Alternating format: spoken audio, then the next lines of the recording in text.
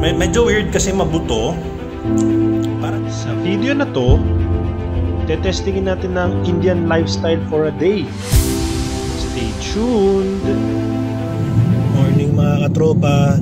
Lumabas tayo ngayon, holiday, wala tayong pasok.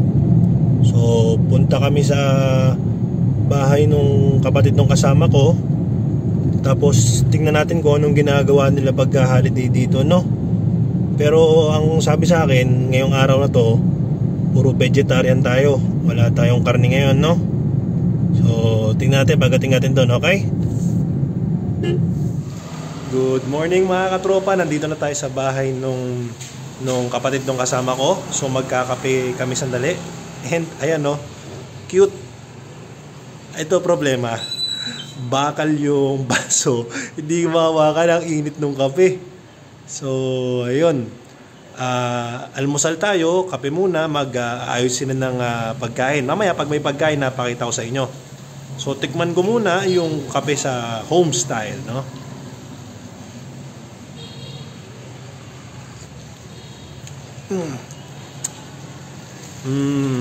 Okay. Kalasa siya nung kape na ininom natin sa labas, no? Mukhang common sa kanila yung ganito na bold yung lasa ng kape, tapos creamy gawa ng gatas. Wala talagang tubig to, purely milk and coffee and sugar lang. So parang coffee latte, pero matapang yung kape, tapos yung gatas niya magkakaroon sa taas nung parang layer, yung tinatawag nilang malay. Yun yung ginagawang butter. So, parang, ewan ko, paano ko sabihin na raw milk siguro, ito term ko. Yun, meron pa siya nung pang butter sa taas. Ayun. So, mamaya pag nandyan na yung food, testingin natin, okay?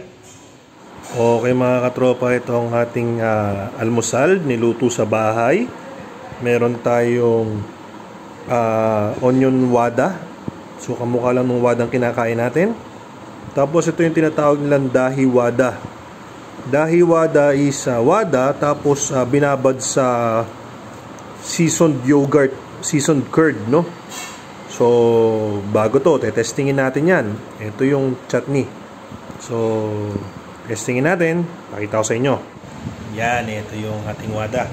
Testingin natin ng pure lang kung anong pinagkaiba.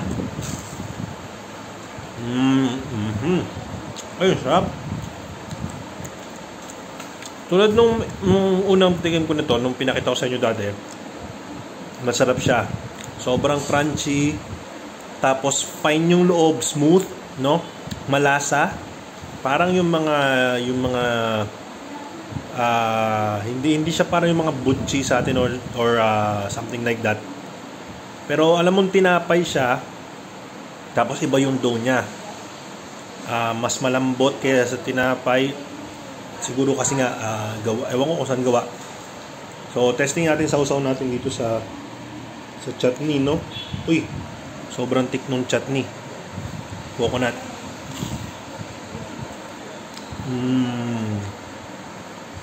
Alam nyo? Masarap to. Natry kong alamin yung recipe para may share ko. Kasi, masarap itry. Yung harina niya, hindi ko alam kung anong klaseng harina. Tatanong ko, ha? Pero masarap. Kailangan matry nyo to. Okay? So, testingin natin tong to. Dahi wada. Ito yung kakaiba. Testing.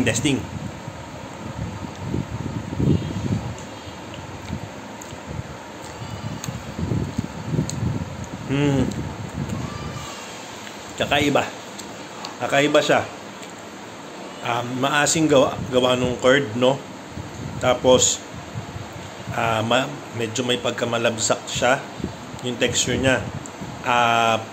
Para sa akin medyo kailangan mong masanay, no?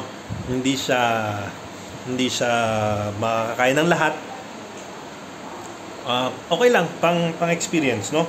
Pero itong wada, good to. Okay?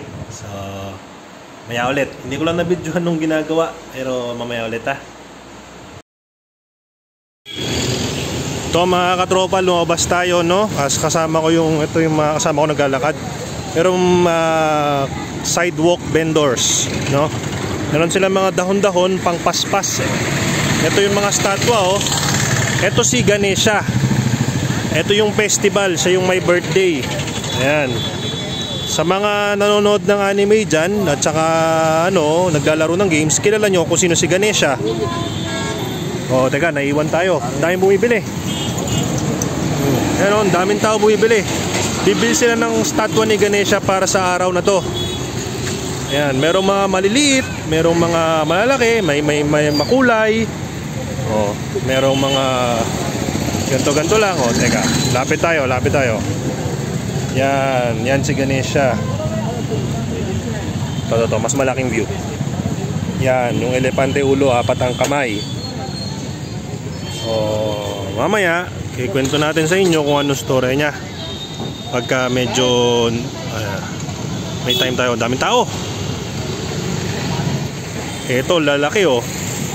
Ano mo lalagay ngayon yan sa sasakyan mo?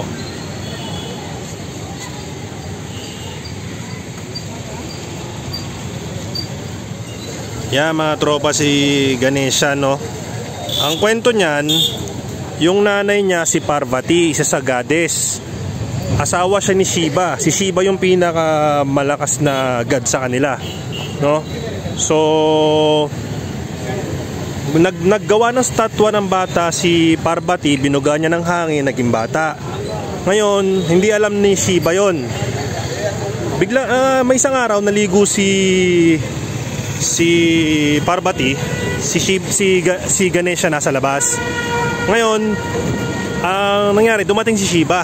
Since hindi niya kilala yung bata, pinugutan niya ng ulo. Paglabas ng nanay, umiyak si Parvati. Sabi niya, anak ko yan, buhayin mo. Ngayon, si Shiva, ginawa niya, inutusan niya yung mga tauhan niya, punta raw siya sa labas, pumugot ng ulo ng kahit anong hayop na natutulog sa labas. Nakita elepante, pinugot. Ngayon, dinikit dun sa ulo ngayon ni Ganesha. Yun yung storya ni Ganesha. Okay, so bibili na kami ng daming tao, no? Bibili na kami ng statwa. Parang tradition dito, bibili ka ng statwa. Sobrang daming tao. May mga tropa, lumipat tayo ng pwesto. Daming tao dito. Habang naglalakad, may nakita kami prutas. Ayan, anar ang tawag nila dito. Pomegranate. So sabi ko, testingin natin para makita natin kung anong itsura niyan, tsaka kung anong lasa. Grabe, daming tao. Laki palang festival nitong birthday ni Ganesha. Nagluluto dito ng hindi ko alam kung ano to, pero mukhang vegetarian, mukhang karyoka. Yan, testingin natin mamaya pagka binigay sa atin. Okay mga katropa, natapos na sila sa kanilang puja, no? So it's their prayer. At makikita nyo dito, ito yung mga parang bine-bless nila. Ito yung mga food na kakainin natin. So kumuha sila ng mga sample, tapos parang bine-blessing nila, no? So ito yung wada kanina. Ito yung wada kanina, kasi nakita natin niluluto. Tapos yun, yung coconut na yun, gagawing chat na yun. Yung saging, hihiwain yan, no? Ayan, yan si Ganesha. Okay, so pagkatapos pakita ko sa inyo, ha. Okay mga katropa, ito ang ating tanghalian, no? Pamilyar na kayo dito. Ito yung pulihora. Ito ay bago sa paning natin, paiso. Tapos yung niluluto kanina, ito galing to sa galing to sa altar. So testingin na natin to, ha. Kaya mga tropa, testingin na natin yung ating pagkain, no? So unahin natin yung pulihora, kasi na-try na natin before. Tingnan natin kung yan, pulihora, tamarind rice.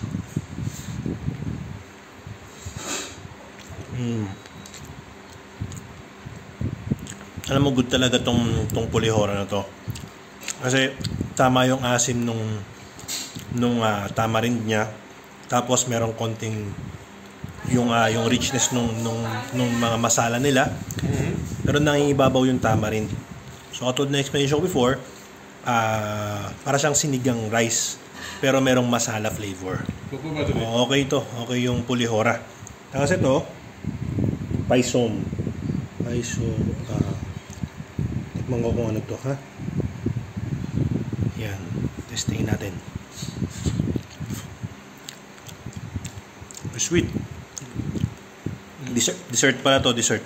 Okay. Yeah. Dessert, kanin na merong ghee pare. Ghee. Merong butter. Tapos parang may fruits ako na lasahan. So matamis siya, dessert na kanin. Kamukha nung kinain natin doon sa bumili ng Evie. Parang ganun siya. Matamis. Dessert. Ito yung kanina yung piniprito na mukhang karyoka, no? Tingnan natin kung ano to. Tamis, ha? Masarap. Parang butchi. Parang butchi yung loob niya. Tapos yung labas na, yun nga, parang karyoka nga siya. O tama tayo. Okay? Yun yung lasa niya. Alam niyo naman yung lasa ko ng lasa ng butchi tsaka ng karyoka, pero walang asukal sa labas ng arnibal. Masarap to. Crunchy yung labas. Hindi makunat. Kasi to, sweet. Hindi ko alam kung ano, basta sweet dessert.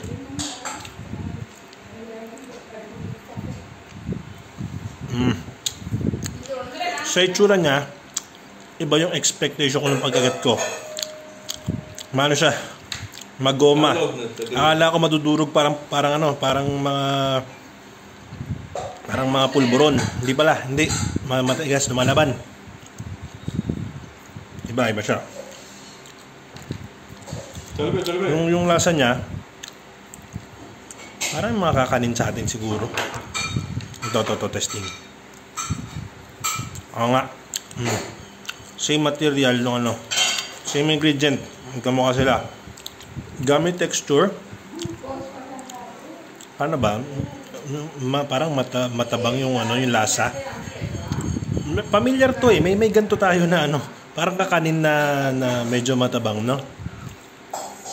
Pero may nasahan kang hindi ko ma-explain, pero okay naman siya, good kainin. May konting sweetness siya. Ayun. Yun yung menu natin, yung tanghalian. So, tingnan natin mamaya kung meron pa tayo, ha? Okay? Ito mga katropa, yung binili nating anar kanina, yung pomegranate, no? Bumili lang ako ng chat panghapunan. Marami tayong nakain kanina eh. Pero alam na natin kung anong lasa nito, kaya ito lang reviewin natin, tong anar. At wala sa atin ito. Mga tropa. Ang ganda ng itsura ng pomegranate pala, no? Parang mga diamante. So, testingin lang natin kung anong lasa, tapos sabihin natin. Kaya, first time.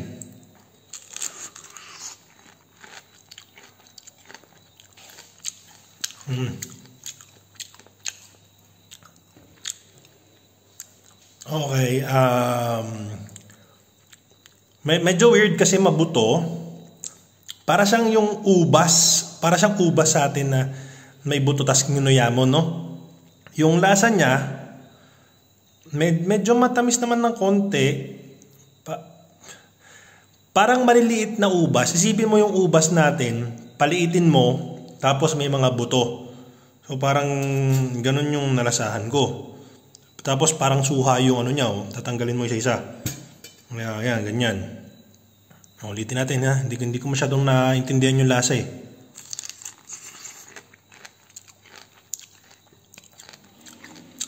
Okay, yun nga. Parang ubas, papuntang alak. May konting tamis, konting asim, konting asim lang. Tapos may konting pait, baka gawa ng buto siguro, hindi ko alam. O yun, ganun pala lasa na pomegranate, no? So yung mga nakatikim na, hindi ko ma-explain pero sa mga hindi pa, yun ang ano niya, ayan, pomegranate. Okay? Yun lang, tapos na yung araw natin.